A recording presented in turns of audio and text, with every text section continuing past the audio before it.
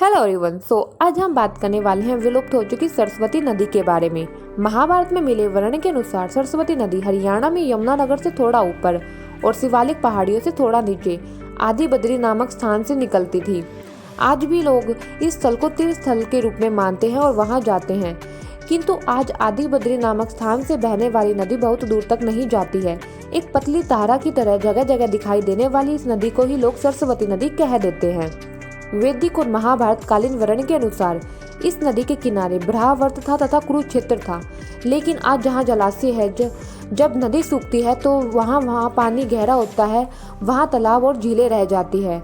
ये तालाब और झीलें अर्धचंद्राकार शकल में पाई जाती है। आज भी कुरुक्षेत्र में ब्रह्म सरोवर या पहवा में इस प्रकार के अर्धचंद्राकार सरोवर देखने को मिलते हैं, लेकिन ये भी सूख गए हैं। ये सरोवर प्रमाण है कि उस समय पर कभी कोई विशाल नदी बहती रही थी और उसके सूखने के बाद वहाँ विशाल झीलें बन गई। भारतीय पुरातत्व परिषद के अनुसार सरस्वती का उद्गम उत्तरांचल में रूपन नाम के ग्लेशियर से होता था और रूपन ग्लेशियर को अब सरस्वती ग्लेशियर भी कहा जाने लगा है।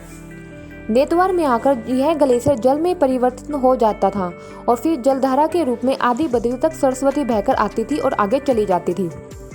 वैज्ञानिक और भूगर्भीय खोजों से पता चला है कि किसी समय इस क्षेत्र में भीषण भूकंप आए, जिसके कारण जमीन के नीचे के पहाड़ ऊपर उठ गए और सरस्वती नदी का जल पीछे की ओर चला गया।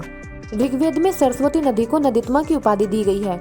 वैदिक सभ्यता में सरस्वती ही सबसे बड़ी और मुख्य नदी थी। इसरो द्वारा किए गए शोध से पता चला है कि आज भी यह नदी हरियाणा, पंजाब और राजस्थान से होती हुई भूमिगत रूप में प्रवाहमान है। सरस्वती एक विशाल नदी थी जो पहाड़ों को तोड़ती हुई निकलती थी और मैदानों से होती हुई अरब सागर में जाकर विलीन हो जाती थी। कई विद्वानों का मानना है कि भूचाल आने के कारण जब जमीन ऊपर उठी और सरस्वती का पानी यमुना में जा गिरा, इसलिए यमुना में सरस्वती का जल भी प्रवाहित होने लगा। इसलिए प्रयाग में 3 नदियों का संगम माना जाता है, जबकि यथार्थ में वहाँ 3 नदियों का संगम है ही नहीं। वहाँ केवल 2 ही नदियाँ हैं। सरस्वती कभी भी प्रयागराज में नहीं पहुँची।